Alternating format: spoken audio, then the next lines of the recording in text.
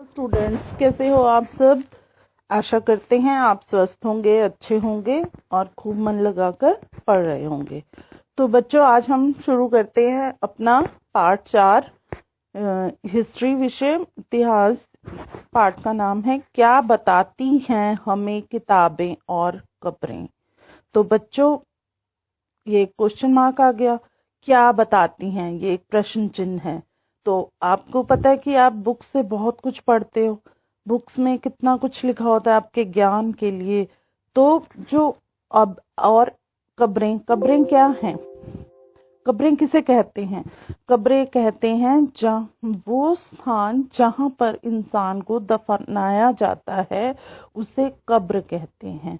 तो आपने पिछले 2 पाठों में हमने आपको कब्र के बारे में भी बताया था कि मिस्र में कैसे जगह खोदकर दबाया जाता था, और उनके उस दबाने के साथ साथ आप क्या करते थे, उसमें आपने पढ़ा था कि वो लोग उसमें खाने पीने की चीजें रख देते थे, कई बार आभूषण भी डाल देते थे, और अगर जिनके पास ज्यादा वो था तो वो लोग उसमें भेड़ बकरी इत्यादि की, उस इंसान को शायद मरने के बाद भी इन चीजों की जरूरत पड़ती थी, तो वो लोग उन चीजों को भी उस व्यक्ति के साथ दफना देते थे। ये उस समय की बातें हैं, ये आपने ये लगभग हमारी 150 साल पहले की बातें हैं कि उस समय लोग ये सब किया करते थे। तो हमने पार्ट 2 और 3 में इसके कब्र के बारे में थोड़ा थोड़ा पढ़ा था, तो जिसमें ये बताया गया था। अब हम आगे बढ़ेंगे, इस पार्ट में पूरा आपको विस्तार से बताएंगे। तो क्या है, ये एक बच्चे की कहानी है। बच्चे की क्या कहानी है कि जैसे अब आप भी हो स्कूल में, तो आप जब बच्चे स्कूल में पहली बार लाइब्रेरी में जाते हैं तो क्या होता है, वहां पर आप बहुत तरह तरह की बुक्स देखते हैं। तो जब वो किताबें आप देखते हैं तो क्या देखते हैं उसमें कि कुछ तो धार्मिक होती हैं, कुछ कहानियों की होती हैं, और कुछ देवी देवताओं से संबंधित होती हैं, कुछ राजा रानी की कहानियां होती हैं, कुछ आपके सिलेबस से रिलेटेड होती हैं। तो ऐसे ही जो किताबें थी लाइब्रेरी में, तो जब मैरी नाम के बच्चे को पहली बार, ये आप पाठ में देखो, पुस्तकालय में मैरी, तो जब मैरी को पहली बार लाइब्रेरी में पुस्तकालय में लेकर जाया गया तो वहां पर उसने क्या देखा, उसने वहां पर देखा कि बहुत सारी किताबें थी जो अलमारी के रैक में भरी हुई थी। तो उसने क्या देखा, वहां पर उसने एक अलमारी को खोलने की कोशिश की तो उसके जो शिक्षक थे उन्होंने देख लिया कि ये कुछ खोल रही है। तो वो उसके पास गए और उन्होंने उससे पूछा कि आप ये क्या देख रहे हो। तो उसने बोला कि उस अलमारी में क्या था, उस अलमारी में बहुत मोटी मोटी किताबें रखी हुई थी। तो शिक्षक ने उसे बताया कि ये जो किताबें हैं ये धर्मों से जुड़ी हुई महत्वपूर्ण किताबें हैं। क्या तुम्हें मालूम है, हमारे पास वेदों का भी संग्रह है। मैरी सोचने लगी, वेद क्या है, चलो पता लगाएं। तो अब बच्चों, आपके अंदर भी ऐसे ही जिज्ञासा होती होगी, जब आप लाइब्रेरी में पहली बार जाते हो तो आप वहां पर देखते हो कि किस तरह से किताबें थी। हमारे वेद, अब जो ये वेद है, वेद हमारे सबसे पहले हमारे यहाँ पर वेदों को लिखा गया, और वेद क्या थे, हमारे 4 वेद थे। 4 वेद थे, और 4 वेद के बारे में हम आपको बताएंगे।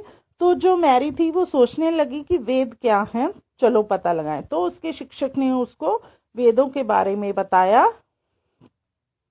और आप सबने भी अपने घर में सुना होगा कि हमारे 4 वेद हैं। तो वो 4 वेद कौन कौन से हैं, वो हैं ऋग्वेद, सामवेद, यजुर्वेद तथा अथर्ववेद।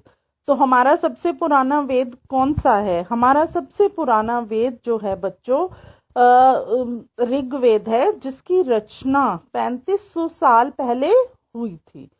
तो समझ में आया आपको। अब हम इसके बारे में आपको डिटेल से बताएंगे। तो शुरू करते हैं हम। दुनिया के प्राचीनतम ग्रंथों में एक, शायद तुमने वेदों के बारे में सुना होगा। वेद 4 हैं, ऋग्वेद, सामवेद, यजुर्वेद तथा अर्थवेद। सबसे पुराना वेद है हमारा ऋग्वेद, जिसकी रचना लगभग 3500 साल पहले हुई। ऋग्वेद में 1000 से ज्यादा प्रार्थनाएं हैं जिन्हें सूक्त कहा गया है। सूक्त का मतलब है अच्छी तरह से बोला गया। ये विभिन्न देवी देवताओं की स्तुति में रचे गए हैं। इनमें से 3 देवता बहुत महत्वपूर्ण हैं, अग्नि, इंद्र और सोम। अग्नि आग के देवता, इंद्र युद्ध के देवता और सोम एक पौधा है जिससे एक खास पेय बनाया जाता है।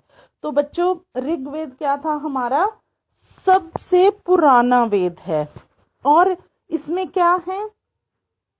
इसमें ऋग्वेद में हमें उस समय के, आप ये वर्ड को ध्यान से सुने, उस समय के समाज के बारे में बताया गया था कि उस समय क्या होता था। अब जैसे आज के समय में आप वर्तमान को और हिस्ट्री को अगर साथ साथ पढ़ोगे तो आपको ज्यादा समझ में आएगा। अब वर्तमान समय में हमारा समाज में क्या है, हमारे समाज में किस तरह का चाल चलन है, ये आपको आज पता होगा। लेकिन आपको 3500 साल पहले का कुछ भी नहीं पता। तो ऋग्वेद में उस समय के समाज में क्या होता था उसके बारे में पूरा विस्तार से बताया गया है। तो जो ये होते हमारे वेद जब लिखे गए थे तो ये ऐसे नहीं लिखे जाते थे। पहले इनको ऋषि मुनि बोलते थे और जो उनके आगे विद्यार्थी होते थे वो सुनते थे और फिर उनको लिखते थे। तो संस्कृत भाषा में हमारे ये जो वेद हैं लिखे गए हैं। तो उस समय में क्या था कि देवी देवताओं की बहुत ज्यादा पूजा की जाती थी, उन्हें माना जाता था। और उस समय में क्या था हमारे समाज में, उस वक्त के समाज में अग्नि, इंद्र और सोम। अग्नि क्या है? आग के देवता हैं। इंद्र युद्ध के देवता हैं और सोम एक पौधा है जिससे एक खास पेय बनाया जाता था। मतलब उसको सोम रस कहते थे वो लोग कि हम सोम रस पिएंगे। ये एक तरह का उनका मतलब वो था। जैसे आज के समय में भी कई तरह के पेय पदार्थ हैं, तो उस समय में क्या था? सोम रस, जिसे वो एक पौधे से बनाते थे। तो बच्चों, आपको समझ में आया ये ऋग्वेद के समय का समाज। आगे देखेंगे। वैदिक प्रार्थनाओं की रचना ऋषियों ने की थी। आचार्य विद्यार्थियों को इन्हें अक्षरों, शब्दों और वाक्यों में बांटकर सस्वर पाठ द्वारा कंठस्थ करवाते थे। अधिकांश सूक्तों के रचयिता सीखने और सिखाने वाले पुरुष थे। कुछ प्रार्थनाओं की रचना महिलाओं ने भी की थी। ऋग्वेद की भाषा प्राक संस्कृत या वैदिक संस्कृत कहलाती है। तुम स्कूल में जो संस्कृत पढ़ती हो उससे यह भाषा थोड़ी भिन्न है। तो बच्चों, अब जैसे आप लोग भी आज के समय में आप स्कूल जाते हो, उस समय भी लोग जाते थे तो उनको गुरुकुल बोलते थे। गुरुकुल में क्या होता था? आचार्य होते थे और वो बच्चों को पढ़ना सिखाते थे। तो उस समय में जो भाषा थी वो सिर्फ संस्कृत होती थी। वो संस्कृत में ही शब्दों का उच्चारण करते थे जिनको वो बच्चे याद करते थे और फिर याद करने के बाद उनको लिखा जाता था। तो आगे हम इस पाठ में ही पढ़ेंगे कि उस समय लिखा किस पे जाता था। आज तो आपके पास कॉपी पेन होता है, लेकिन उस समय में पत्तों पर लिखा जाता था। तो जो पत्ते होते थे उन पर वो लोग लिखते थे और उन पत्तों को बहुत ही संभाल कर रखा जाता था। तो हर जितने भी अक्षर और शब्द होते थे वो उनको अच्छी तरह से वाक्यों को बांटकर और अच्छी तरह से याद कर कर लिखते थे। और सबसे ज्यादा क्या होता था उस समय में, पुरुष जो थे वो ज्यादा मतलब सीखते थे और सिखाते थे। महिलाएं भी थी पर वो बहुत ही कम थी। और उस समय कौन सी भाषा थी? सिर्फ संस्कृत। और जो आज हम संस्कृत भाषा पढ़ते हैं वो उस समय से थोड़ी सी अलग होती थी। आज के समय में क्या है कि आपके पास बहुत सी भाषाएं हैं। आप आज के समय में इंग्लिश भी पढ़ते हो, हिंदी भी पढ़ते हो, संस्कृत भी पढ़ते हो, उर्दू भी है, पंजाबी भी है। तो उस समय में सिर्फ एक ही भाषा होती थी, वो थी संस्कृत। अब देखिए इसमें एक आया है आपके टॉपिक, संस्कृत और अन्य भाषाएं।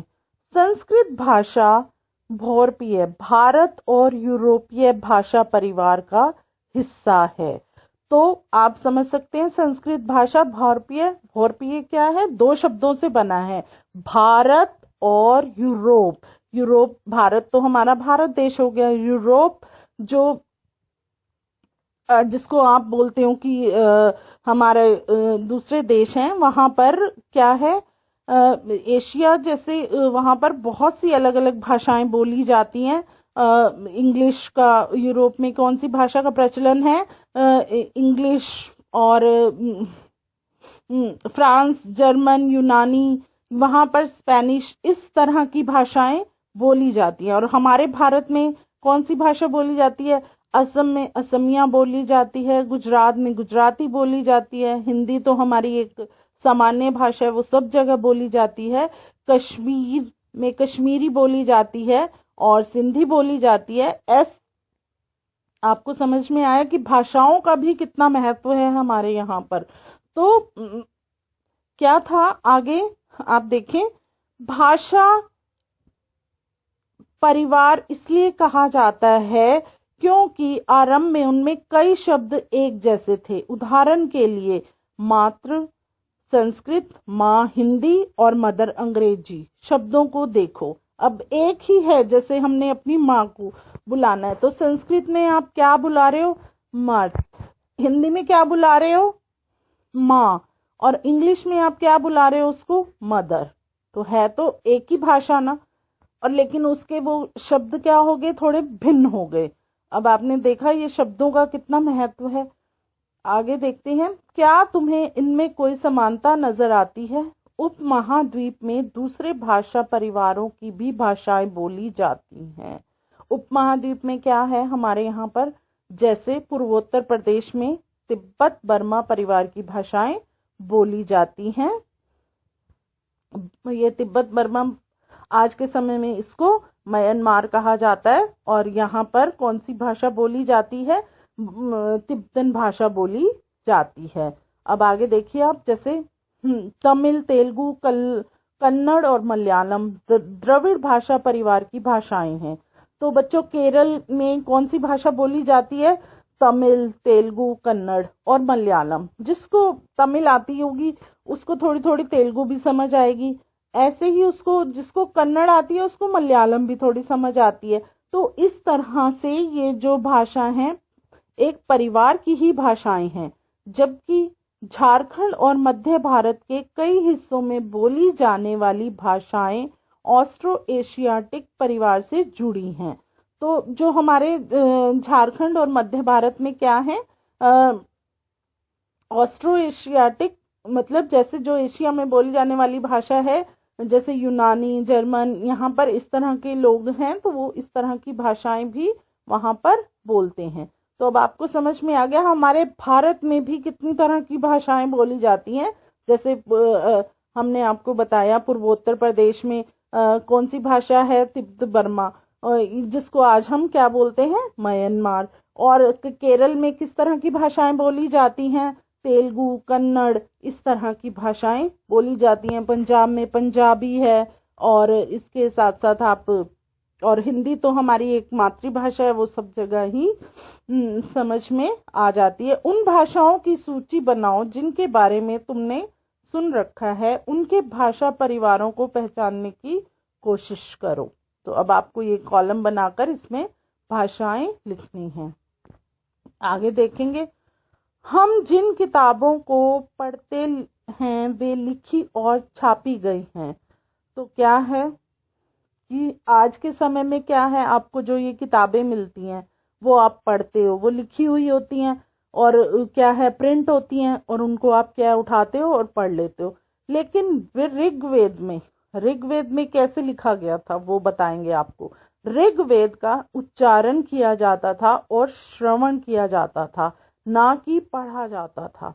उस समय में क्या होता था कि जब वो ऋषि बोलते थे, उच्चारण करते थे शब्दों का, तो उनको बच्चे ध्यान से सुनते थे और फिर वो क्या करते थे, उसके बाद वो लिखते थे। रचना के कई सदियों बाद इसे पहली बार लिखा गया। इसे छापने का काम तो मुश्किल से 200 साल पहले हुआ। तो क्या था?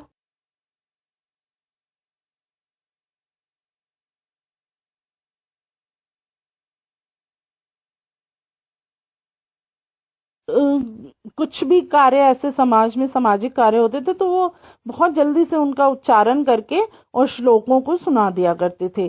तो आज के समय में क्या हुआ? आज के समय में तो आप बुक्स उठाते हो, फिर टीचर आपको समझाते हैं कि देखो ये लिखा हुआ है। अब जैसे हम आपको पढ़ा रहे हैं, तो हम लिखा हुआ पहले पढ़ते हैं, फिर आप उसको सुनते हो, फिर हम आपको समझाते हैं और उसके बाद आप क्या करते हो, उसको अपनी कॉपी पर लिखते हो। तो उस समय में ऐसा नहीं होता था। इन सब की जो ये वेद लिखे गए हैं, ये सब वेद 200 साल पहले ही लिखे गए हैं। उससे पहले क्या होता था? सबको कंठस्थ होते थे। कंठस्थ मतलब सबको याद होते थे। आगे देखते हैं, इतिहासकार ऋग्वेद का अध्ययन कैसे करते हैं। जो हमारे इतिहासकार हैं, उन्होंने, इतिहासकार मतलब जो उस समय के बाद जो लोग आए, तो उन्होंने इसका अध्ययन कैसे किया। अध्ययन मतलब इसका पता कैसे लगाया। इतिहासकार पुरातत्ववेताओं की तरह ही अतीत के बारे में जानकारी इकट्ठी करते हैं, लेकिन भौतिक अवशेषों के अलावा वे लिखित स्रोतों का भी उपयोग करते हैं। चलो देखते हैं कि ऋग्वेद का अध्ययन कैसे करते हैं। तो बच्चों, हमने पार्ट 2 और 3 में और 1 में पढ़ा था कि किस तरह से पुरातत्व विभाग वाले पत्थरों के अवशेष या उनको जो भी मूर्तियां मिलती थी, उससे उन्होंने पता लगाया था कि उस समय में इन पत्थरों का कार्य कैसे होता था, या ये मूर्तियां किस तरह से बनी थी, या उन्होंने मोहरों कैसे बनाई थी। तो जो इतिहासकार होता है वो क्या करता है? इतिहासकार क्या है? वो भौतिक अवशेष, ये तो हमारे पत्थर और ये मूर्तियां, ये हमारे भौतिक अवशेष थे, लेकिन हमारे लिखित स्रोत, अब जैसे ये ऋग्वेद का पता कैसे लगा, अब इसके बारे में उन्होंने किस तरह से पता लगाया, इसका जो लिखित स्रोत उनको मिले, उनका उपयोग किया उन्होंने, और फिर उन्होंने देखा कि किस तरह से ऋग्वेद का जो है वो लिखा गया था। ऋग्वेद के कुछ सूक्तक वार्तालाप के रूप में हैं। विश्वामित्र नामक ऋषि और देवियों के रूप में पूजित 2 नदियां ब्यास और सतलुज के बीच यह संवाद एक ऐसे सूक्त का अंश है। तो बच्चों, आपको पता है, आपने नाम सुना हो विश्वामित्र का। रामायण आप सभी बच्चों ने देखी है, तो उनमें भी विश्वामित्र एक ऋषि थे। तो क्या था कि जो विश्वामित्र ऋषि थे, इन्होंने क्या किया था? इन्होंने ब्यास और सतलुज की नदी के किनारे अपना एक आश्रम बनाया हुआ था। वहां पर ये देवी देवताओं की पूजा करते थे, और वहां पर ही ऐसे कुछ अंश इतिहासकारों को मिले। अब इन 2 नदियों को मानचित्र 1 पृष्ठ 2 में खोजें और फिर पढ़ें। अब आपने ये चित्र देखना है और वहां पर देखना है। अब हम अगले पृष्ठ पर आते हैं। आप यहाँ पर देखिए, आपको क्या दिख रहा है? एक पेज दिख रहा है और उस पर कुछ लिखा गया है। अब हम इसके बारे में पढ़ते हैं। ये आपको भाषा समझ में ही नहीं आ रही होगी कि ये क्या लिखी हुई है। अब हम पढ़ते हैं। ऋग्वेद की पांडुलिपि का एक पन्ना। उस समय जब ऋग्वेद के समय में लिखा गया था, तो वो कौन सी लिपि थी? पांडुलिपि। अब देखिए आगे। भुज वृक्ष की छाल पर लिखी यह पांडुलिपि कश्मीर में पाई गई थी। मैंने आपको बोला था ना, बताया था अभी कि उस समय क्या होता था, पत्तों पर लिखा जाता था। तो ये क्या है? पत्ते क्या है? वृक्ष की छाल, मतलब जो वृक्ष बूढ़े हो जाते हैं उनके, आपने देखा होगा छाल लटक रही होती है, उससे उन्होंने पत्ते बनाए और उस पर उन्होंने लिखा। ये कहाँ पर मिला? और उस समय की ये लिपि कौन सी है? ये लिपि है पांडुलिपि। और इस पर उन्होंने लिखा। ये कहाँ पर मिली? ये कश्मीर में मिली। लगभग 150 वर्ष पहले ऋग्वेद को सबसे पहली बार छापने के लिए इसका उपयोग किया गया। इस पांडुलिपि को देखकर अंग्रेजी अनुवाद तैयार हुआ। तो क्या हुआ, जब 150 साल पहले ये मिली तो ये पांडुलिपि, इसको पहले इंग्लिश में ट्रांसलेट किया गया और उसके बाद क्या हुआ, यह पांडुलिपि पुणे महाराष्ट्र के पुस्तकालय में सुरक्षित रखी गई। कहाँ पर इसको सुरक्षित रखा गया है? महाराष्ट्र के एक पुस्तकालय में। आगे देखें आप, विश्वामित्र और नदियां। अब विश्वामित्र का नदियों के साथ क्या संबंध था, ये इसमें बताया गया है। हम पढ़ते हैं, विश्वामित्र, हे नदियों, अपने बछड़ों को चाटती हुई 2 दमकती गायों की तरह 2 फुर्तीले घोड़ों की चाल से पहाड़ों के से नीचे आओ। इंद्र द्वारा दी गई शक्ति से स्फूर्त तुम रथों की गति से सागर की ओर बह रही हो। तुम जल से परिपूर्ण हो और एक दूसरे से मिलना चाहती हो। तो विश्वामित्र नदी को किस तरह संबोधित कर रहे हैं? वो बोल रहे हैं कि हे नदी, जैसे एक गाय अपने बछड़ों को कितना प्यार करती है, उसी तरह से 2 दमकती हुई जो गाय हैं उसकी तरह तुम हो और अपने बछड़ों को कितना प्यार कर रही हो। और जैसे घोड़े बहुत तेजी से दौड़ते हुए पहाड़ों से नीचे आते हैं, उसी तरह तुम पहाड़ों से नीचे आ रही हो। और इंद्र द्वारा, इंद्र के पास क्या था? बहुत सी शक्तियां थी। तो इंद्र की जो शक्ति तुम्हें मिली है, तुम उसको रथ की, इंद्र का घोड़ा जब दौड़ते थे, इंद्र अपने रथ पर बैठकर चलते थे, तो उनके जो गति थी वो बहुत सागर की ओर बह रही थी। तो इसीलिए वो कहते हैं कि तुम जल से परिपूर्ण होकर एक दूसरे से मिलना चाहती हो। तो कितना अच्छा वर्णन किया है, गायें अपने बछड़ों को किस तरह से प्यार करती हैं और किस तरह से जो घोड़े हैं वो दौड़ते हैं। तो इसमें कितना सुंदर वर्णन विश्वामित्र ने नदी, कौन सी नदी के बारे में है ये आपको मैंने ऊपर बताया था। यह नदी थी ब्यास और सतलुज नदी, जो कि आपस में एक जगह पर मिल रही हैं। उनका कितना सुंदर वर्णन उन्होंने किया है। अब देखो नदियां क्या कहती हैं, जल से परिपूर्ण हम देवताओं के बनाए रास्ते पर चलती हैं, एक बार निकलने पर हमें रोका नहीं जा सकता। हे ऋषि, तुम हमसे प्रार्थना क्यों कर रहे हो? तो नदियां कहती हैं कि देवताओं ने हमारे लिए रास्ते बनाए हैं और हम उन पर चल रही हैं। आप हमको कोई भी रोक नहीं सकता है। तो अब आप बताओ ऋषि, तुम हमसे किस बात की प्रार्थना कर रहे हो? तो अब विश्वामित्र देखो क्या कहते हैं। विश्वामित्र कहते हैं, हे बहनों, मुझे गायक की प्रार्थना सुनो। मैं रथों और गाड़ियों सहित बहुत दूर से आया हूँ। कृपा करके अपने जल को हमारे रथों और गाड़ियों की धुरियों के ऊपर ना उठाओ, ताकि हम आसानी से उस पार जा सकें। तो विश्वामित्र क्या कहते हैं? विश्वामित्र कहते हैं, हे बहनों, उनको बहनों करके संबोधित करते हैं और खुद गायक बोलते हुए कहते हैं कि विश्वामित्र को वो नदियां पार करनी थी।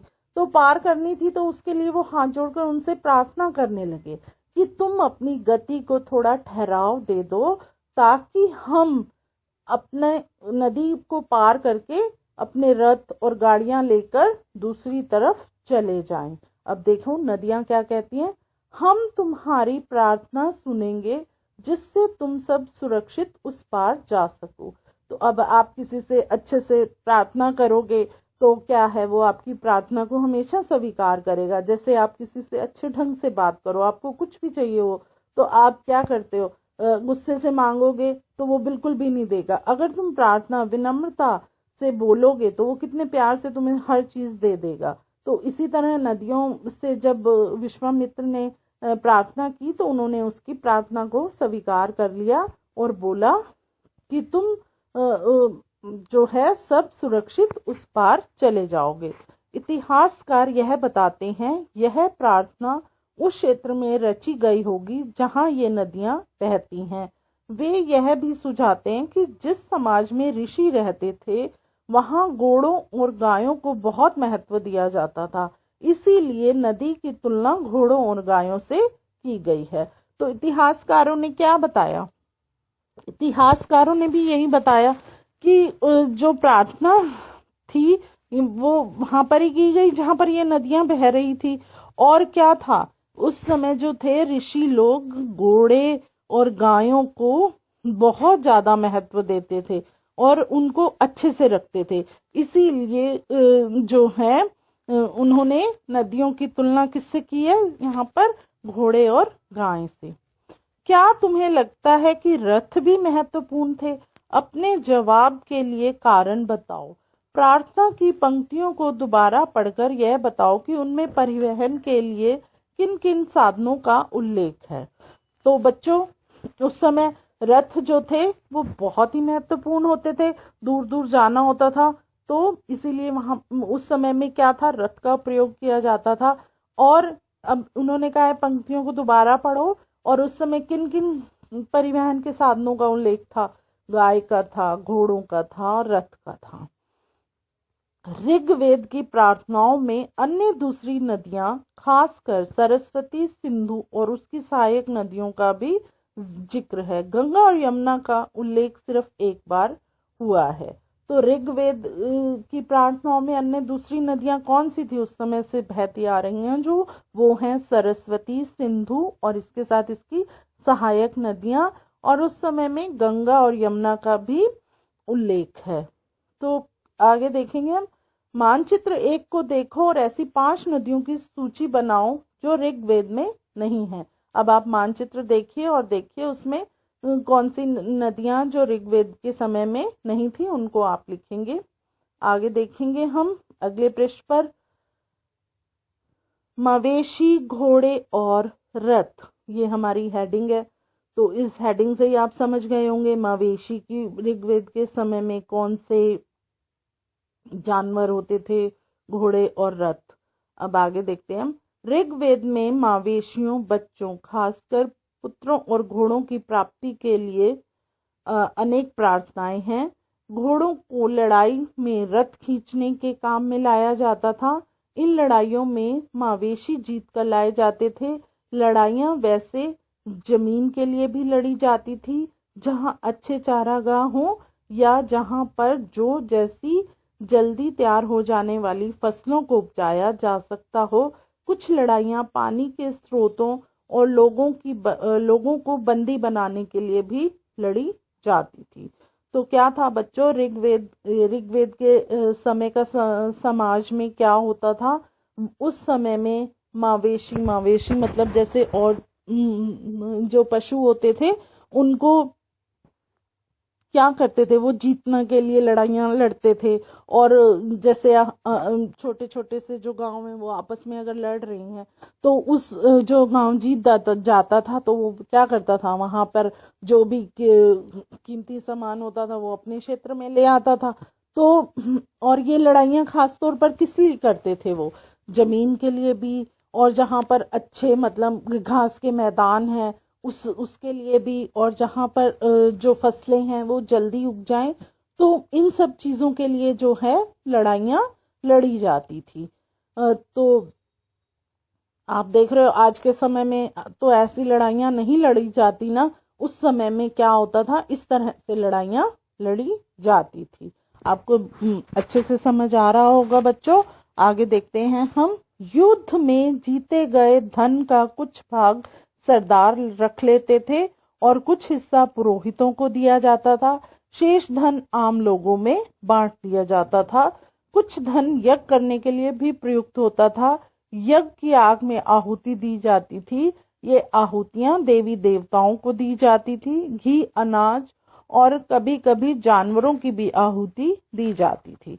तो बच्चों क्या करते थे, वो उस समय में अगर धन जीत कर लाते थे तो जो मेन मंत्री होता था, जो मेन उस समय का, जैसे उस क्षेत्र का जो सरदार होता था, या जैसे पहले होता था कि राजा जीतते थे तो सारा धन राजा ही रख लेते थे, लेकिन उस समय में ऐसे राजा वगैरह नहीं थे। तो जो सरदार होते थे जो मतलब मेन उनके हेड होते थे वो रख लेते थे, और कुछ हिस्सा वो पंडित पुरोहितों को दे देते थे, और बाकी जो धन था वो आम लोगों के में बांट दिया जाता था।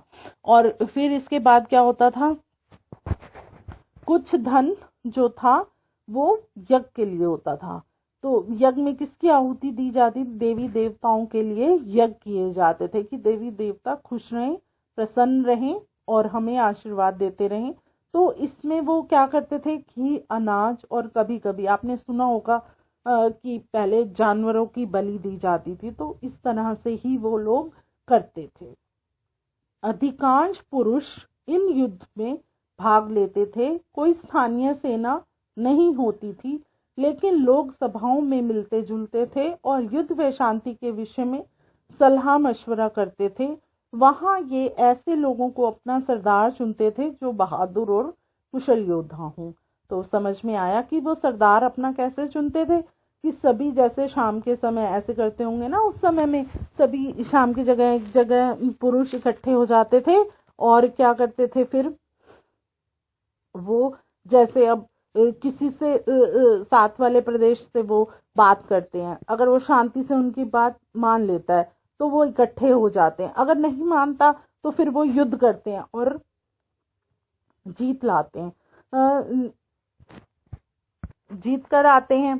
तो वो लोग फिर क्या करते थे, जो व्यक्ति उनको लगता था कि ये बहादुर है और बहुत अच्छा योद्धा है, तो उसी को अपना वो सरदार बना लेते थे। लोगों की विशेषता बताने वाले शब्द। अब उस समय में लोगों की विशेषता को कैसे बनाया जाता था, बताया जाता था, अब उसके बारे में है हम पढ़ेंगे। लोगों का वर्गीकरण काम, भाषा, परिवार या समुदाय, निवास स्थान या सांस्कृतिक परंपरा के आधार पर किया जाता रहा है।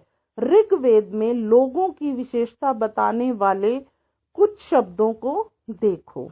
तो उस समय में लोगों की विशेषता किस तरह से वो परखते थे, उनका काम देखकर, उनके बोलने का ढंग देखकर, और उनका परिवार किस तरह से रह रहा है, और वो जिस जगह पर रह रही हैं वो लोग, उन्होंने उस जगह को किस तरह से रखा हुआ है।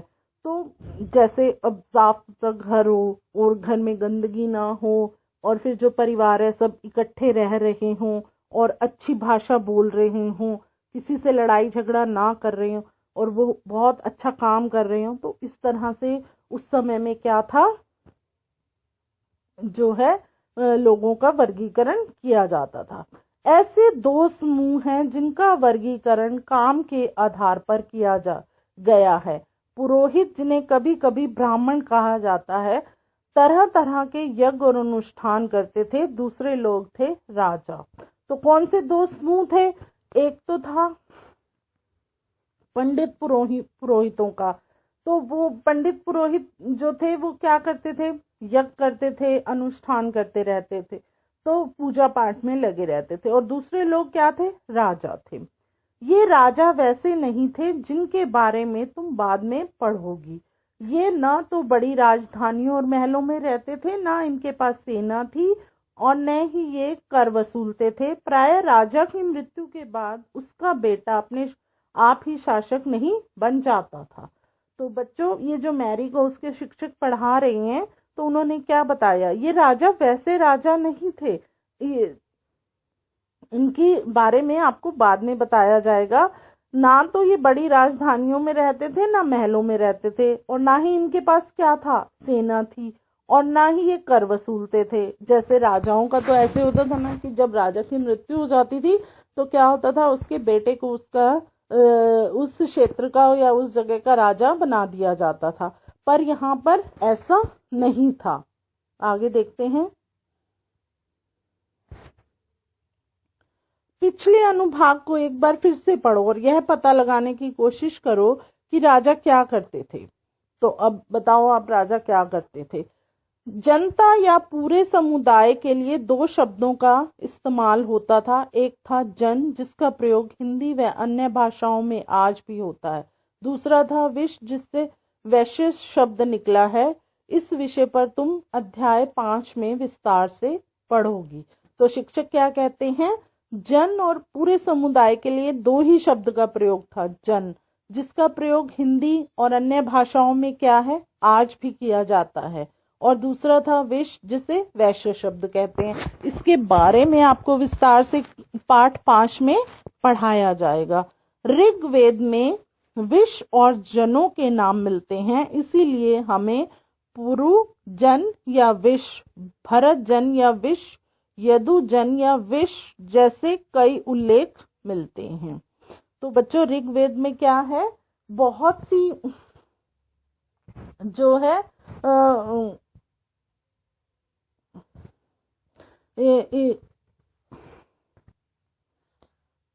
तो इसमें क्या था ऋग्वेद में, आगे देखेंगे हम। तुम्हें इनमें से कोई नाम जाना पहचाना लगता है, क्या तुम्हें लगता है इनमें से कोई नाम जिसको तुम जानते हो या पहचानते हो? तो आगे देखते हैं हम। जिन लोगों ने इन प्रार्थनाओं की रचना की वे कभी कभी खुद को आर्य कहते थे तथा अपने विरोधियों को दास या दस्यु कहते थे। तो क्या था, जब लोग प्रार्थना करते थे तो जो लोग प्रार्थना करते थे, प्रार्थनाओं की रचना की या जिन्होंने प्रार्थनाओं को लिखा, वो अपने आप को क्या कहते थे, आर्य कहते थे। और अपने जो ये सब नहीं करते थे वो उनको क्या बोलते थे, दास बोलते थे या दस्यु कहते थे। दस्यु वे लोग थे जो यज्ञ नहीं करते थे और शायद दूसरी भाषाएं बोलते थे। बाद के समय में दास, स्त्रीलिंग दासी शब्द का मतलब गुलाम हो गया था। दास वे स्त्री और पुरुष होते थे जिन्हें युद्ध में बंदी बनाया जाता था, उन्हें उनके मालिक की जायदाद माना जाता था। जो भी काम मालिक चाहते थे उन्हें वह सब करना पड़ता था। तो बच्चों अब आप इसको समझो कि उस समय में जो लोग प्रार्थना करते थे, जैसे हवन यज्ञ करते थे, तो उनको क्या बोलते थे, वो आर्य बोलते थे। और जबकि जो लोग क्या है, यज्ञ नहीं करते थे, हवन नहीं करते थे और अच्छे कर्म नहीं करते थे, उनको क्या बोलते थे, वो दस्यु बोलते थे। और दस्यु क्या था, दस्यु में क्या है कि इन लोगों को वो अपना गुलाम बना लेते थे। और फिर ये जब गुलाम बन गए तो वो लोग क्या करते थे, इनको अपना समझते थे और वो जो काम भी इनसे कराना चाहते थे वो सब काम वो लोग करते थे। जैसे घर का काम करवा लिया या जो भी कार्य उस समय में होते थे वो लोग इन दस्यु लोगों से वो लोग कार्य करवाते थे। जिस युग में उपमहाद्वीप के उत्तर पश्चिम में ऋग्वेद की रचना हो रही थी, उस समय दूसरी जगहों पर एक अलग तरह का विकास हो रहा था। देखो वहां क्या हो रहा था। अब देखो, एक समय तो ऐसा था जब ऋग्वेद की रचना हो रही थी और दूसरी समय उसी वक्त क्या हो रहा था, दूसरी तरफ अलग तरह का विकास हो रहा था। वो किस तरह का विकास था, अब हम आपको ये बताएंगे। खामोश पहरी कहानी महापाषाणों की। अगले पृष्ठ के चित्रों को देखो। अब यहाँ पर आपको कुछ ये चित्र दिखाए जा रहे हैं। इस चित्र में आप देखो, इस तरह के महापाषाण को ताबूत शवाधान कहा जाता है। यहाँ दिखाए गए शिष्ट में एक पोर्ट हॉल बड़ा सुराख है जो शायद पत्थरों से बने हुए कमरे में जाने का रास्ता है। अब आप ये चित्र देख रहे हैं, इन चित्रों में क्या दिखाई दे रहा है आपको, ये चित्र किस तरह से हैं? ये चित्र है, क्या है, आपको हमने बताया महापाषाण के ताबूत के शवाधान का है, जिसको क्या बोला है उन्होंने, शिष्ट बोला है। अब हम पढ़ते हैं तो इससे आपको और भी समझ में आ जाएगा। ये शिलाखंड महापाषाण, महा बड़ा पाषाण पत्थर नाम से जाने जाते हैं। ये पत्थर दफन करने की जगहों पर लोगों द्वारा बड़े करीने से लगाए गए थे। महापाषाण कब्रें बनाने की प्रथा लगभग 3000 साल पहले शुरू हुई। यह प्रथा दक्षिण भारत, उत्तर पूर्वी भारत और कश्मीर में प्रचलित थी। तो बच्चों क्या था, ये शिलाखंड आपको किस की क्या दिखाया जा रहा है, ये कब्र बनाई जा रही है। तो यहाँ पर क्या था, लोगों को दफनाया जाता था। और इसके लिए इन्होंने क्या किया, बड़े बड़े पत्थर काट कर और ऐसे उसको कितने सुंदर तरीके से बनाया। कुछ महत्वपूर्ण महापाषाण पूरा स्थल मानचित्र 2 में दिखाए गए हैं। कुछ महापाषाण जमीन के ऊपर ही दिखते हैं और कुछ जमीन के भीतर होते हैं। अब आपने ये चित्र देखा, इसमें आप देख रहे हो कि किस तरह से उन्होंने ये कब्रों को बनाया। ये आपको कुछ तो जमीन के अंदर दिख रहे हैं और कुछ आपको ये ऊपर दिख रहे हैं। कई बार पुरातत्वविदों को गोलाकार सजाए हुए पत्थर मिलते हैं। तो पुरातत्व विभाग वालों ने जब देखा था तो उनको क्या मिला था, गोल गोल पत्थर मिले थे। कई बार अकेला खड़ा हुआ पत्थर मिलता है और कई बार क्या था, कुछ स्थान पर सिर्फ एक ही पत्थर मिला था। ये ही एकमात्र प्रमाण है जो जमीन के नीचे कब्रों को दर्शाते हैं। तो ये एक ही वो है, जैसे हम मान सकते हैं जो अकेला पत्थर होगा उस पर शायद वो कुछ लिख जाते होंगे कि ये इसकी कब्र है या ये यहाँ पर हमने किसको दफनाया है। वो आज भी आप कई बार मूवी वगैरह में या कब्रिस्तान में जब कोई दृश्य आता है तो वहां पर आप देखते हैं ना, कब्र बनी होती है और उसके बाहर एक पत्थर लगा होता है, उस पर लिखा होता है कि ये इसका नाम और कब इसकी मृत्यु हुई और क्या है इसका, वो सारी डिटेल उस पत्थर पर लिखी होती है। ये आपने दृश्य कई बार मूवी में या पिक्चर देखते हो तो उसमें ये दिखाया जाता है। आगे पढ़ते हैं हम। महापाषाणों के निर्माण के लिए लोगों को कई तरह के काम करने पड़ते थे। हमने जो कार्यों की सूची बनाई है उन्हें क्रमबद्ध करो। गड्ढे खोदना, शिला खंडों को ढोकर लाना, बड़े पत्थरों को तराशना और मरे हुए को दफनाना। तो इन कब्रों के लिए वो क्या करते थे, पहले तो वो शिलाखंडों को लेकर आते थे, फिर गड्ढे खोदते थे और उसके बाद फिर वो क्या करते थे, उन पत्थरों को तराश कर क्या करते थे, उनमें मरे हुओं को दफनाते थे।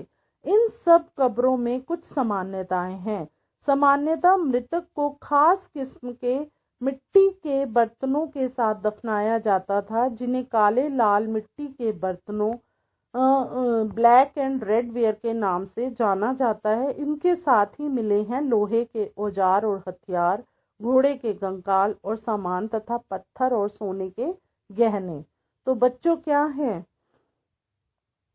इन सब जितनी भी वे कब्रें मिली उनमें सब में एक सामान्यता थी कि वहां पर जब किसी को दफनाया जाता था तो उसके साथ क्या करते थे, वो मिट्टी के बर्तन भी उसमें कब्र में डाल देते थे मृतक के साथ, जो कि किस नाम से, जिन्हें काले और लाल मिट्टी के बर्तनों के नाम से जानते हैं। और इसके साथ ही वो क्या करते थे, उसमें लोहे के औजार, हथियार, घोड़े और इसके साथ साथ और भी जो सामान होता था, पत्थर, और जिनके अगर गहने होते थे तो वो उसमें गहने भी डाल देते थे। तो बच्चों आपको समझ में आया कि किस तरह से उस समय में जब किसी की मृत्यु हो जाती थी और उसको दफनाया जाता था तो उसको दफनाने के साथ साथ उसमें कई तरह की चीजों को भी दफना दिया जाता था। क्या हड़प्पा के शहरों में लोहे का प्रयोग होता था? ये आपने पार्ट 3 में हड़प्पा की संस्कृति को पढ़ा है, जिसमें मिस्र के में कब्रों का बताया गया था कि उस समय में वहां पर भी क्या करते थे। अब महापाषाण कब्रों से मिले लोहे के सामान, बाईं और घोड़े के लिए सामान, नीचे बाईं और कुल्हाड़ियां, नीचे एक कटार। अब देख रहे हो आप, ये जो चित्र में दिखाया गया ये कितनी बड़ी कटार है, और वो घोड़े का सामान और ये सब सामान उनको कहाँ से मिले हैं, कब्र से मिले हैं। आगे हम देखते हैं, लोगों की सामाजिक असमानताओं के बारे में पता करना। पुरातत्व यह मानते हैं कि कंकाल के साथ पाई गई चीजें मरे हुए व्यक्तियों की ही रही होंगी। कभी कभी एक कब्र की तुलना में दूसरी कब्र में ज्यादा चीजें मिलती हैं। मानचित्र 2 पर पृष्ठ 13 ब्रह्मागिरी को खोजें। यहाँ एक व्यक्ति की कब्र में 33 सोने के मनके और शंख पाए गए हैं। दूसरे कंकालों के पास सिर्फ कुछ मिट्टी के बर्तन ही पाए गए हैं। यह दफनाए गए लोगों की सामाजिक स्थिति में भिन्नता को दर्शाता है। कुछ लोग अमीर थे तो कुछ लोग गरीब थे। कुछ लोग सरदार थे तो दूसरे क्या थे, अनुयायी थे। तो बच्चों क्या है, पुरातत्व वालों ने क्या बताया, जब ये कब्रों को खोदा गया तो वहां पर क्या है, कंकाल के साथ साथ मरे हुए व्यक्ति की बहुत सी चीजें मिली। शायद हम तो ये कल्पना ही कर सकते हैं कि जब कोई व्यक्ति मर जाता होगा तो उसके घर में अगर कोई नहीं होता होगा तो वो लोग उसका सारा सामान भी उसके साथ ही दफना देते होंगे। ये सब हम सोच सकते हैं, पर परंतु किसी को यह ज्ञात नहीं कि वो सब चीजें क्यों उसके साथ वो दफना देते थे। तो कुछ कब्रों में तो क्या है, सोने के सिक्के मिले और चीजें मिली कि वो या तो बहुत ही अमीर व्यक्ति होगा जो उसके पास इतने सारे सोने के सिक्के, मन के और क्या था, शंख थे, और कुछ के पास सिर्फ कुछ ही मिट्टी के बर्तन मिले। तो क्या है, उस समय में भी कुछ अमीर और गरीब का जो है वो होगा प्रचलन कि ये लोग बहुत अमीर हैं, ये गरीब हैं, और कुछ जो हैं सरदार थे और दूसरे क्या थे, सिर्फ एक आम लोग थे। तो ये जो है ये शुरू से ही चला आ रहा है। आगे देखते हैं हम, क्या कुछ कब्रें गाहें खास परिवारों के लिए थी। कभी कभी महापाषाण में एक से अधिक कंकाल मिले हैं। वे यह दर्शाते हैं कि शायद एक ही परिवार के लोगों को एक ही स्थान पर अलग अलग समय पर दफनाया गया था। बाद में मरने वाले लोगों को पोर्ट होल के रास्ते कब्रों में लाकर दफनाया जाता था। ऐसे स्थान पर गोलाकार लगाए गए पत्थरों या चट्टान चिन्हों का काम करते थे, जहां लोग आवश्यकता अनुसार शवों को दफनाने दोबारा आ सकते थे। तो इसमें वो क्या बता रहे हैं कि एक से अधिक कंकाल मिले, वो क्या दर्शाते हैं कि जैसे कई बार एक परिवार के कुछ सदस्य, वो एक परिवार अपनी एक जगह बना के चला जाता होगा कि यहाँ पर हमारे परिवार का एक सदस्य को हमने दफनाया है, तो अगर कुछ सालों बाद अगर और किसी की मृत्यु होती है तो वो वहीं पर क्या करता था, लाकर दूसरे व्यक्ति को भी दफना देता था अपने परिवार के ही। तो वो वहां पर क्या है, जैसे वो कह रहे हैं ना एक चट्टान मिली है, तो वहां पर वो चट्टान लगा जाते थे कि, और उस पर एक चिन्ह बना जाते थे, निशान कि ये हाँ यहाँ पर इस परिवार के व्यक्ति को दफनाया गया है। तो वो क्या है, अपनी जगह या अपने परिवार को दोबारा किसी भी सदस्य की अगर मृत्यु होगी तो वो वहां पर लाकर उसको दफना देगा। आगे देखते हैं हम, इनाम गांव के एक विशिष्ट व्यक्ति की कब्र। अब इसमें क्या बताया है इनाम गांव में एक कब्र के बारे में, तो वो हम पढ़ते हैं। मानचित्र 2 में पृष्ठ 13, इनाम गांव को खोजो। यहाँ भीमा की सहायक नदी घोड़े के किनारे एक जगह है। इस जगह पर 3600 से 2700 साल पहले लोग रहते थे। यहाँ वयस्क लोगों को प्राय गड्ढे में सीधा लिटाकर दफनाया जाता था। उनका सिर उत्तर की ओर होता था। कई बार उन्हें घर के अंदर ही दफनाया जाता था। ऐसे बर्तन जिनमें शायद खाना और पानी हो, दफनाए गए शव के पास रख दिए जाते थे।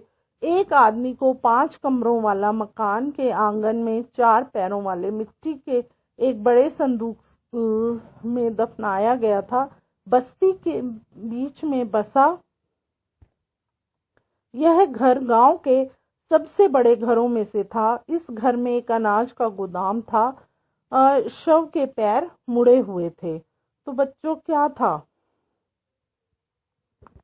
ये जो गांव था भीमा की सहायक नदी और घोड़े के किनारों की जगह पर था। इस जगह पर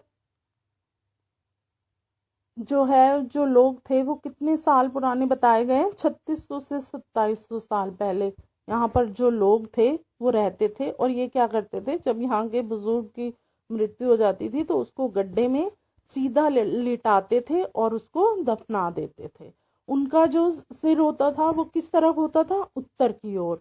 और कई बार उनको घर के अंदर दफनाया जाता था।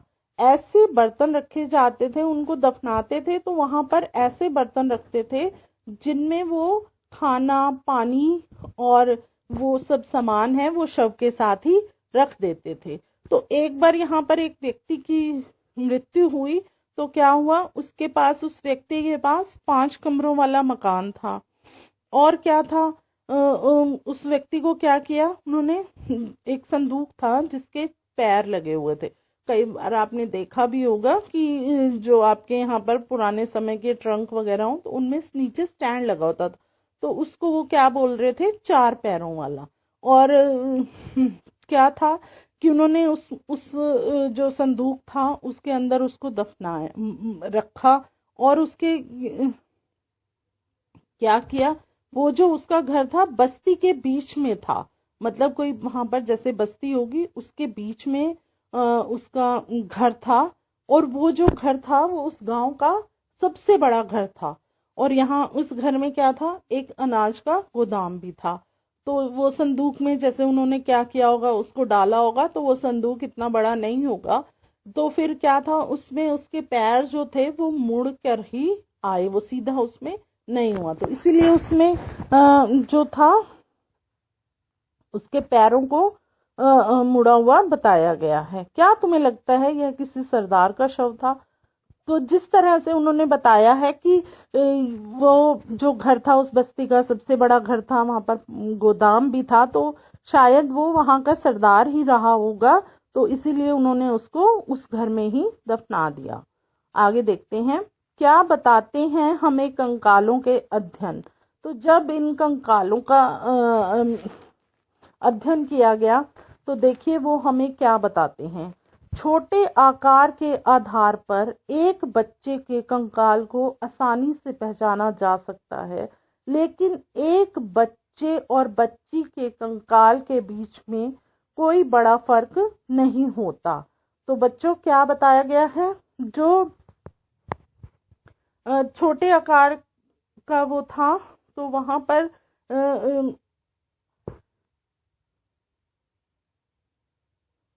एक बच्चे के कंकाल को आप आसानी से नहीं पहचान सकते कि यह एक लड़का है या लड़की, क्योंकि उनमें कोई खास फर्क नहीं होता। क्या हम यह पता लगा सकते हैं कि कंकाल किसी पुरुष का था या स्त्री का? तो बच्चों ये प्रश्न है कि अब जैसे उनको कंकाल मिले तो उन्होंने कैसे पता लगाया होगा कि ये स्त्री है या पुरुष है? तो कभी कभी कंकाल के साथ मिले सामानों के आधार पर ही वो इसका अंदाजा लगा लेते थे। यदि जैसे उदाहरण के लिए किसी कंकाल के साथ गहने मिलते थे तो कई बार उस महिला का कंकाल मान लिया जाता था, लेकिन ऐसी समझ के साथ समस्याएं हैं। अक्सर पुरुष भी आभूषण पहनते थे।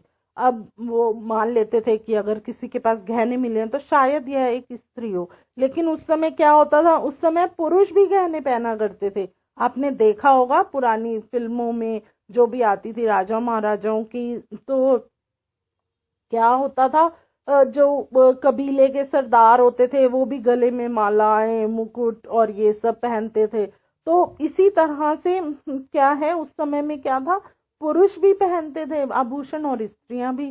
तो इसीलिए ये सब जो है पता लगाना बहुत ही मुश्किल था। कंकाल का लिंग पहचानने के बेहतर तरीका उसकी ये स्त्रियों की जांच है, जो कि महिलाएं बच्चों को जन्म देती हैं, इसीलिए उनका कटी प्रदेश या कूल्हा पुरुषों से ज्यादा बड़ा होता है। तो अब लिंग की पहचान करने का उन्होंने क्या तरीका अपनाया कि जो महिलाएं होती थी वो बच्चों को जन्म देती थी, इसीलिए उनका जो कूल्हा होता था वो पुरुषों से बड़ा होता था। ये समझ कंकालों के आधुनिक अध्ययन पर आधारित है। तो ये आज के समय में जब किया जाने लगा तो उनको पता लगा कि ये ऐसे होता है। आज से लगभग 200 साल पहले चरक नाम के प्रसिद्ध वैद्य हुए थे। उन्होंने चिकित्सा शास्त्र पर चरक संहिता नाम की किताब लिखी। वे कहते हैं मनुष्य के शरीर में 360 ही स्त्रियां होती हैं। यह आधुनिक शरीर रचना की 206 स्त्रियों से काफी ज्यादा है। संभवतः चरक ने अपनी गिनती में दांत ही स्त्रियों के जोड़े और कार्टिलेज को जोड़कर यह संख्या बताई थी।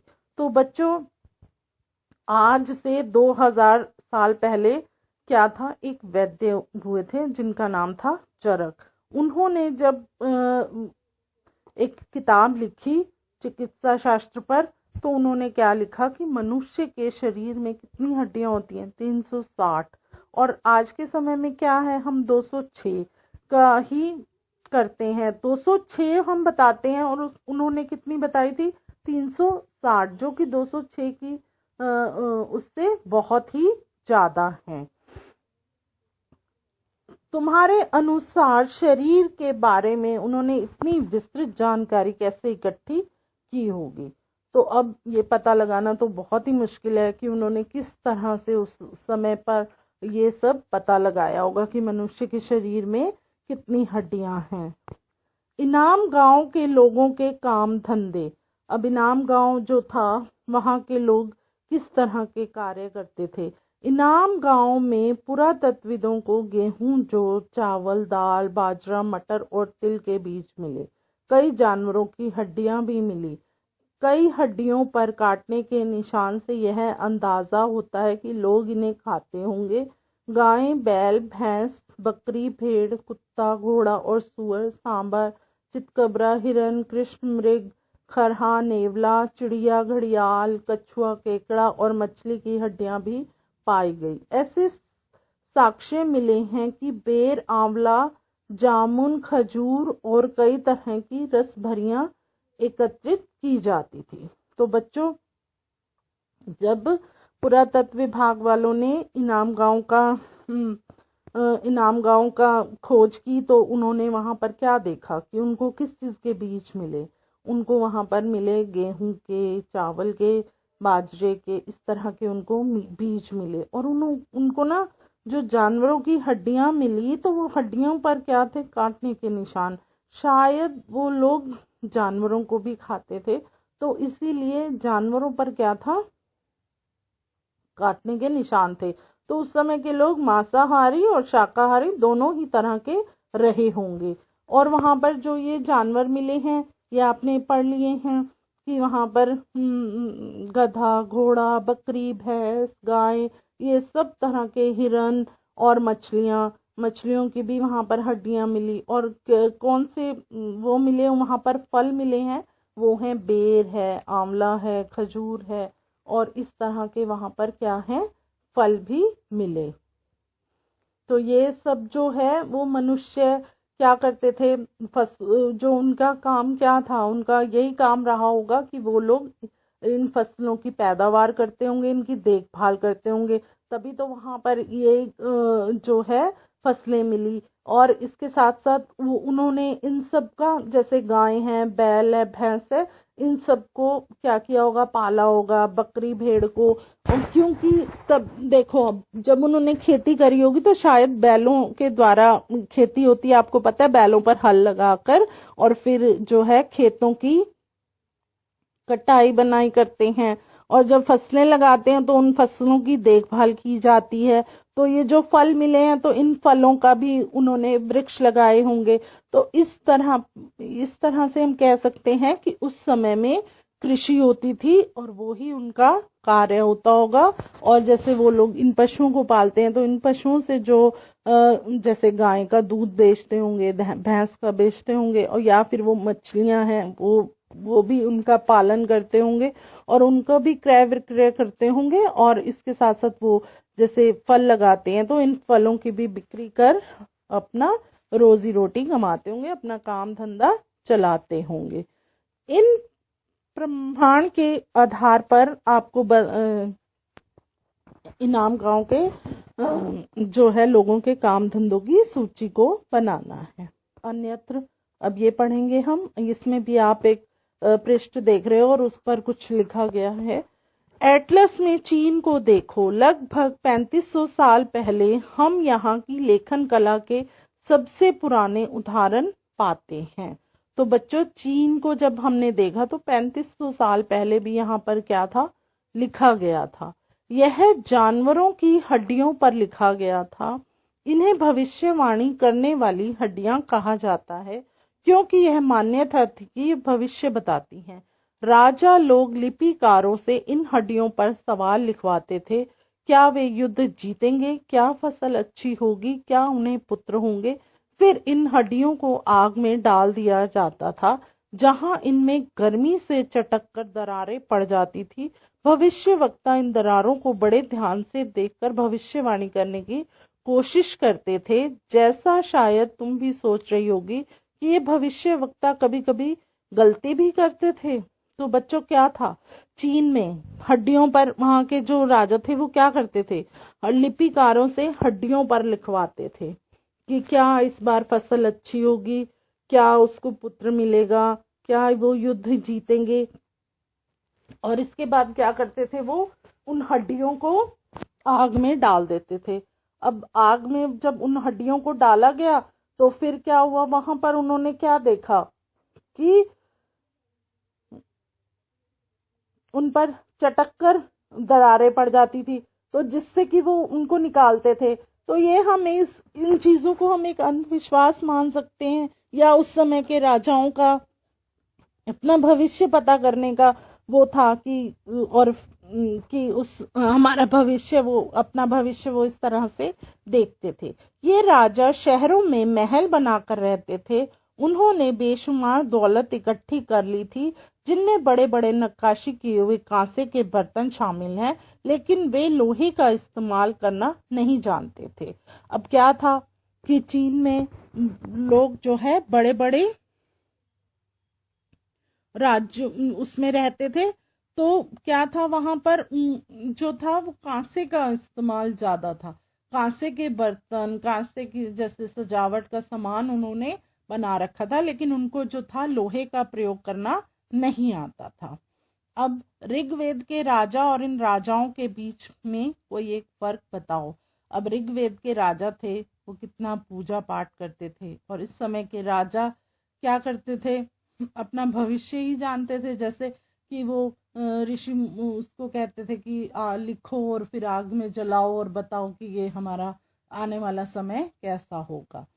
तो आगे देखते हैं हम।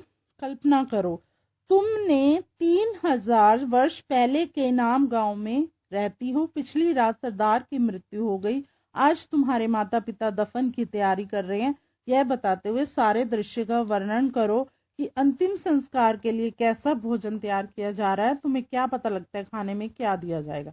तो यह एक कल्पना है, इसका आपने कल्पना कर इनको अपने उसमें लिखना है। अब इस पाठ में कुछ उपयोगी शब्द हैं, वो आप देख सकते हैं। जैसे वेद, हमारे यहाँ 4 वेद हैं, ऋग्वेद, सामवेद, अथर्ववेद, यजुर्वेद। और उसके बाद प्रार्थना कितनी प्रार्थना करते थे।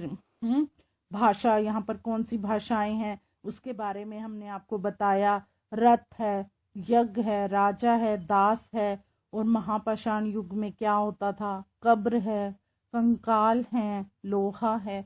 तो इस पाठ में इन शब्दों का जो है वो प्रयोग किया गया है। आगे देखते हैं हम।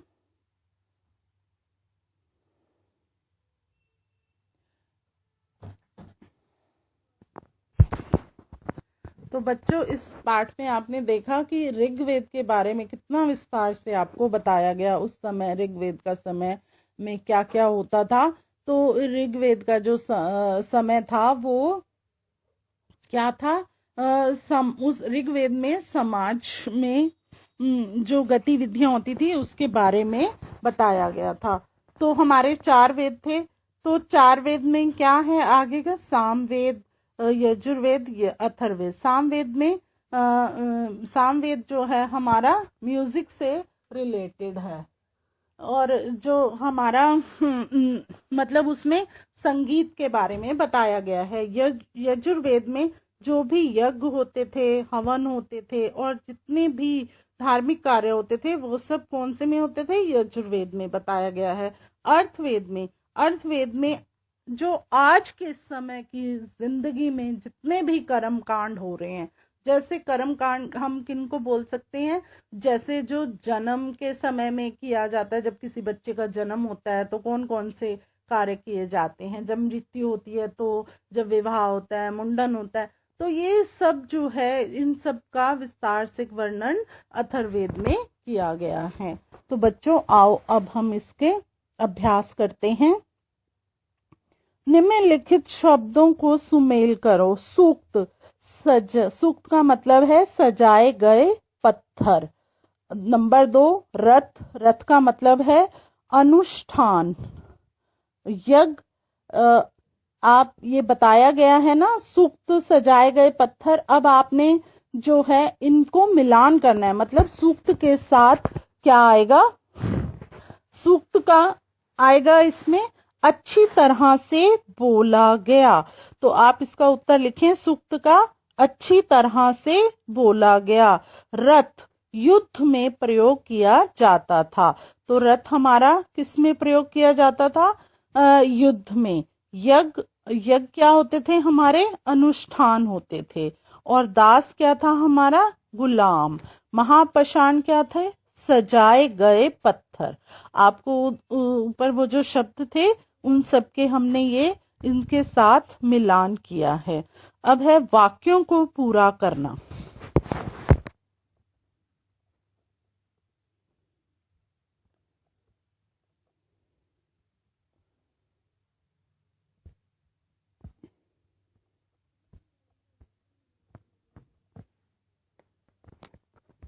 डैश के लिए दासों का इस्तेमाल किया जाता था। विभिन्न कार्यों के लिए दासों का इस्तेमाल किया जाता था। डैश में महापाषाण पाए जाते थे। तो कहाँ महापाषाण पाए जाते थे, दक्कन, दक्षिण भारत, उत्तर पूर्वी भारत और कश्मीर में महापाषाण पाए जाते थे। नंबर 3, जमीन पर गोलों में लगाए गए पत्थर या चट्टान डैश का काम करते थे। जमीन पर गोले में लगाए गए पत्थर या चट्टान कब्रों को दर्शाने का काम करते थे। पोर्ट हॉल का इस्तेमाल डैश के लिए होता था। पोर्ट हॉल का इस्तेमाल पत्थरों से बने कमरों में जाने के लिए होता था। इनाम गांव के लोग डैश खाते थे। इनाम गांव के लोग अनाज, मांस और फल खाते थे। आज हम जो भी किताबें पढ़ते हैं, अब तीसरा प्रश्न देखेंगे आप, आज हम जो भी किताबें पढ़ते हैं वे ऋग्वेद से कैसे भिन्न है। अब इसका उत्तर लिखें, ऋग्वेद की रचना वैदिक प्रार्थनाओं के रूप में ऋषियों के द्वारा की गई थी।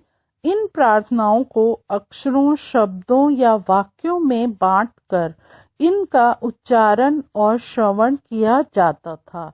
ये कागज पर लिखित रूप में नहीं थे, इसीलिए इन्हें पढ़ा नहीं जा सकता था, जबकि आधुनिक समय की पुस्तकें कागजों पर छपी होती थी और इन्हें पढ़ सकते थे। अगला प्रश्न देखें, पुरातत्वविद कब्रों में दफनाए गए लोगों के लिए सामाजिक अंतर का पता कैसे लगाते थे। अब इसका उत्तर लिखिए, पुरातत्वविद कब्रों में दफनाए गए लोगों के बीच सामाजिक अंतर का पता कंकाल के साथ पाई जाने वाली चीजों से लगाते थे। वे मानते थे कि कंकाल के साथ पाई गई चीजें मरे हुए व्यक्ति की रही होंगी। उदाहरण के लिए एक कब्र में 33 सोने के मनके और शंख पाए गए हैं। दूसरे कंकाल के पास कुछ मिट्टी के बर्तन ही पाए गए। इन चीजों से वो लोगों की सामाजिक स्थिति का अंतर पता लगा लेते थे। अगला प्रश्न देखिए, एक राजा का जीवन दास या दासी के जीवन से कैसे भिन्न होता है।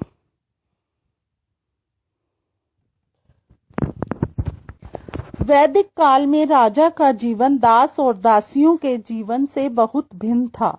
दास स्त्री या पुरुष थे जिन्हें युद्ध में बंदी बनाया जाता था। दासों को उनके मालिक की संपत्ति माना जाता था। उन्हें अपने मालिक की इच्छा अनुसार प्रत्येक काम करने पड़ते थे।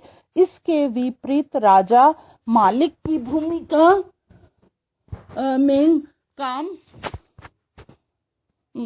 करता था। वह युद्ध में दासों को बंदी बनाकर लाता था।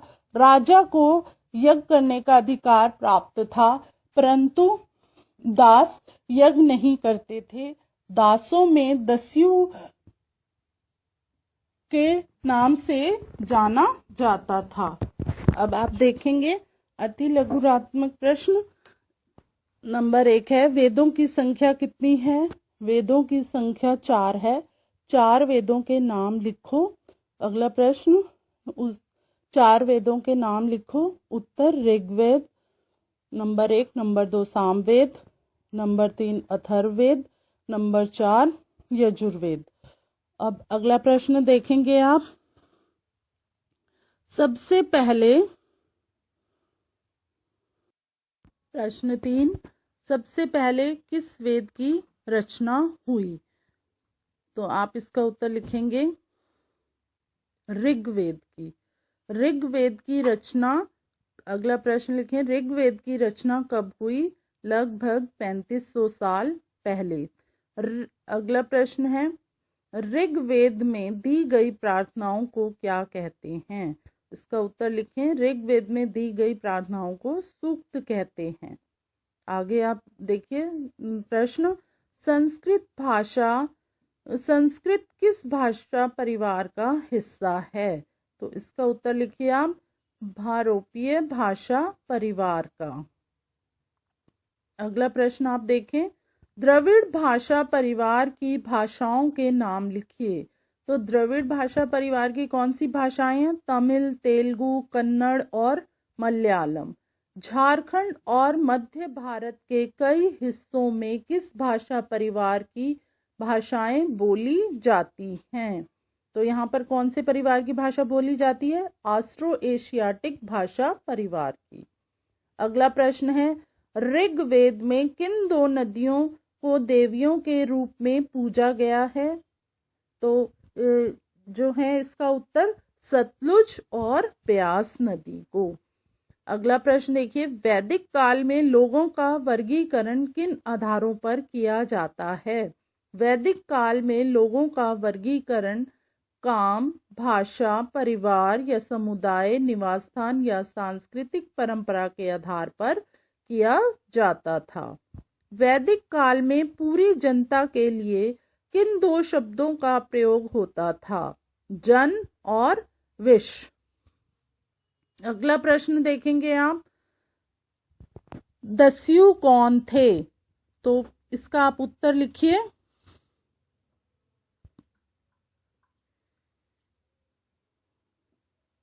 वैदिक काल में आर्यों के विरोधी लोग, जिन्हें यज्ञ करने का अधिकार नहीं था, दस्यु कहलाते थे। तो बच्चों, ये जो हमारे लघुरात्मक प्रश्न है, इसमें हम पूरा पाठ कवर कर लेते हैं। आपको पाठ समझने में जहाँ कहीं भी एक पॉइंट हो, तो वो इन प्रश्नों के द्वारा आप पूरा पाठ जो है आपको समझ में आ जाता है। तो आप सभी बच्चों को आशा करते हैं यह पाठ बहुत अच्छे से समझ आया होगा। आप सभी बच्चों का बहुत बहुत धन्यवाद।